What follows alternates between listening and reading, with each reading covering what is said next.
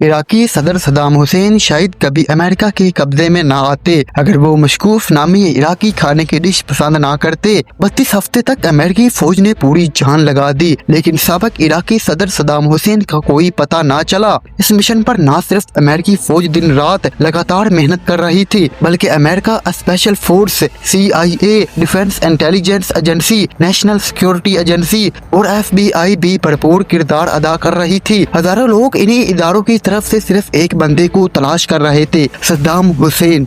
Saddam Hussein was a bad guy. Disarming Saddam Hussein now. America को इस बंदे से आखिर क्या खतरा था और आखिरकार इन्होंने सद्दाम हुसैन को जमीन के नीचे 6 फुट गहरी छुपी हुई कब्र से कैसे ढूंढ निकाला। अस्सलामु अलैकुम प्यारे नाजरीन, मैं हूं आपका मेजबान और आप देख रहे हैं अमेजिंग वर्ल्ड न्यूज। दोस्तों, ये कहानी शुरू होती है 9/11 अटैक के बाद, जब अलकायदा ने न्यूयॉर्क और वाशिंगटन DC पर हमले किए थे। इस वाक़ये पर अमेरिका का गुस्सा पूरी दुनिया ने देखा था। तब अमेरिकी सदर जॉर्ज बुश ने फैसला किया कि जो भी दहशतगर्दों की मदद करेगा उसे सजा दी जाएगी, चाहे वो सद्दाम हुसैन ही क्यों ना हो।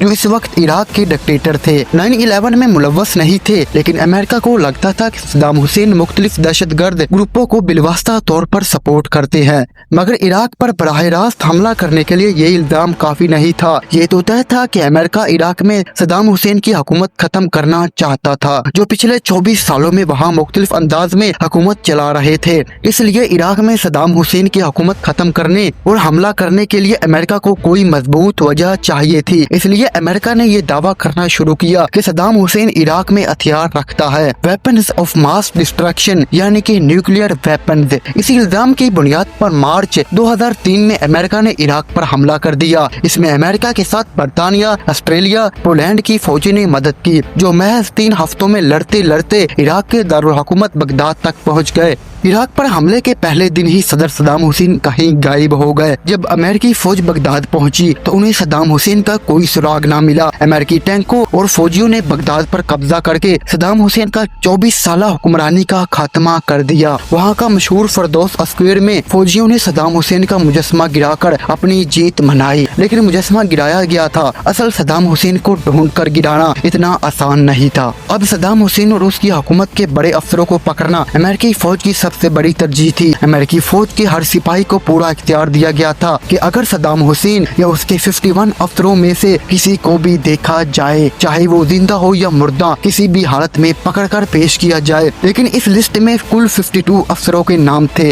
इनके चेहरे सबको याद दिलाने के लिए खास ताश के पत्ते बनवाए गए थे, जिन पर सद्दाम हुसैन और उनके 51 अफसरों की तस्वीर छपी हुई थी। क्योंकि ताश के पैक में कुल 52 पत्ते होते हैं, सबसे मतलूब अफराद की फहरिस्त में भी 52 नाम थे। इस तरह फौजियों को तफरीह के दौरान जब खेलना होता तो वो अपने हदफों के चेहरे बार बार देखकर याद रख लेते थे। अगले कई महीनों तक अमेरिकी फौज ने इराक की अच्छी तरह छानबीन की, घरों पर छापे मारे गए, रिश्तेदारों से पूछताछ की गई, दुकानें, कॉलेज, मसाजिद, कुछ भी नहीं छोड़ा गया। उन्हें बस इतना ही मालूम था कि सद्दाम हुसैन तो वो तो इराक में है, लेकिन आखिर वो कहाँ है। कई महीने यही खेल चलता रहा, लेकिन सद्दाम हुसैन और उनके 2 बेटों का कुछ पता नहीं चल सका। फिर अमेरिका ने ऐलान किया कि जो भी सद्दाम हुसैन या उनके बेटों के बारे में कुछ बताएगा उसे $55 मिलियन का इनाम दिया जाएगा। 15 मिलियन उनके बेटों के लिए और 25 मिलियन सद्दाम हुसैन के लिए। इराक में काफी लोग खुद सद्दाम हुसैन के खिलाफ थे और इसीलिए अमेरिका को यकीन था कि पैसे की लालच में कोई ना कोई मालूमात जरूर मिलेगी। और बिल्कुल वैसा ही हुआ। एक बंदा अमेरिकी फौजी बेस पर पहुंच गया और कहा कि सद्दाम हुसैन के दोनों बेटे उदय और कुसै मेरे घर में है। पहले तो किसी को यकीन नहीं आया, लेकिन जब अमेरिकी फौज ने उसके घर की चारों तरफ से घेर लिया तो पता चला कि वाकई उदय और कुसै वहाँ मौजूद हैं। वो सीधे बाहर निकलने के लिए तैयार नहीं थे, क्योंकि वो भी पूरी तरह हथियार से लैस थे। इसलिए कई कोशिशों के बाद घर पर मिसाइल हमला किया गया। जब सिपाही घर के अंदर गए तो उन्हें उदय और कुसै दोनों की लाशें मिली। यानी सद्दाम हुसैन का ठिकाना मालूम करने की जो आखिरी उम्मीद थी वो भी खत्म हो गई। लेकिन अमेरिकी फौज ने अपनी हार तस्लीम करने से इनकार कर दिया था। दूसरी तरफ सद्दाम हुसैन के कई साथियों को जिंदा गिरफ्तार भी किया गया, लेकिन कहीं से कोई मालूमात नहीं मिली। अब 4 महीने गुजर चुके थे।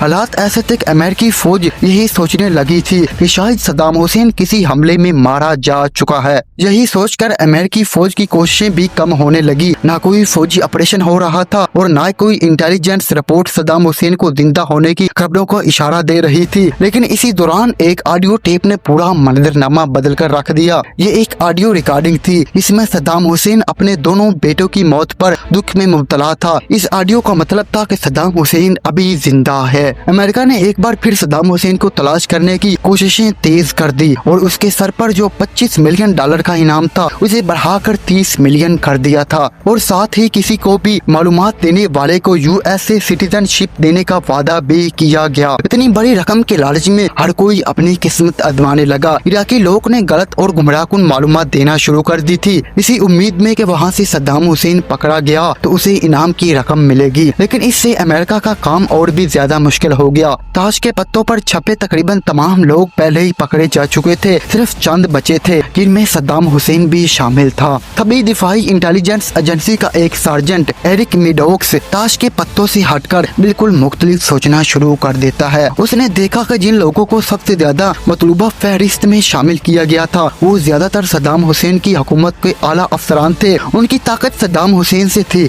ना कि सद्दाम की ताकत उनसे। इस वक्त अगर सद्दाम हुसैन को किसी की सबसे ज्यादा जरूरत थी तो वो उसके बॉडीगार्ड होंगे। सद्दाम हुसैन के बॉडीगार्ड 3 तरह के होते थे। एक जो उसके महल की हिफाजत करते थे, दूसरे वो जो पहले जाकर उस जगह को क्लियर करते थे जहाँ सद्दाम हुसैन जाना होता था, और तीसरे हमाया लोग थे। ये गार्ड्स हमेशा सद्दाम हुसैन के साथ रहते थे और इस वक्त सद्दाम हुसैन को सबसे ज्यादा इन्हीं बॉडीगार्ड्स की जरूरत हो सकती है। एरिक मेडोक्स ने इन गार्ड्स को तलाश करने के लिए सद्दाम हुसैन के आबाई शहर तकरीत जाने का फैसला किया। वहाँ उसने सद्दाम हुसैन के एक बॉडीगार्ड मोहम्मद इब्राहिम उमर के बेटे को देखा। कुछ पूछताछ की लेकिन वो बॉडीगार्ड कहीं गायब था।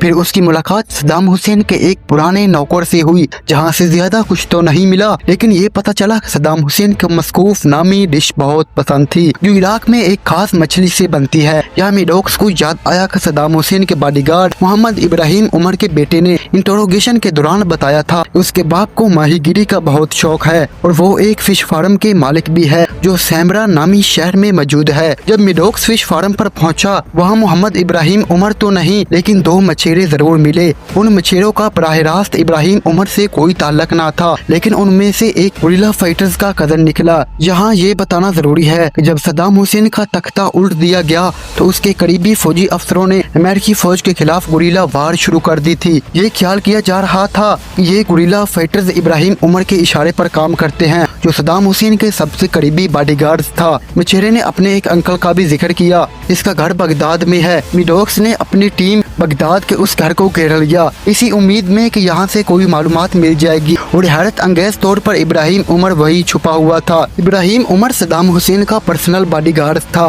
और वो अक्सर अपने फिश फार्म से सद्दाम हुसैन को मस्कूफ नामी मछली की डिश बनवा कर भेजता था। इस वक्त वो अमेरिकी फौज के खिलाफ एक गुरिल्ला वार की क़यादत कर रहा था और इसी के जरिए सद्दाम हुसैन की असली लोकेशन का पता था।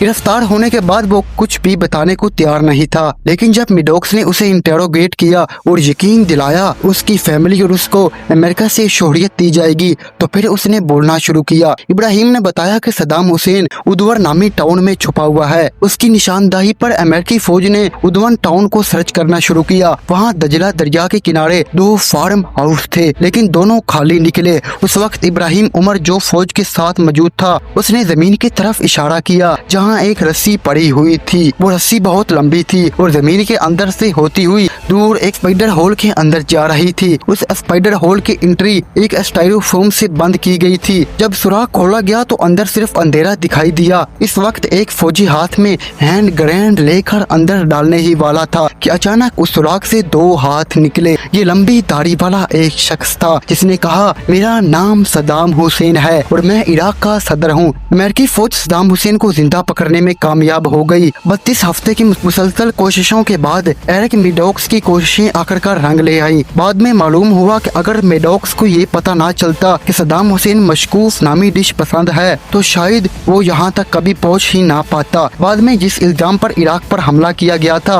वहाँ सद्दाम हुसैन हथियार तबाही फैलाने वाले छुपाकर बैठा है, कहीं नहीं मिले। और अमेरिकी सदर जॉर्ज बुश ने इस बात की तस्दीक की कि हमें वहाँ से कुछ नहीं मिला। उम्मीद है ये वीडियो आप भरपूर लाइक और शेयर करेंगे। अगली वीडियो तक अल्लाह हाफिज।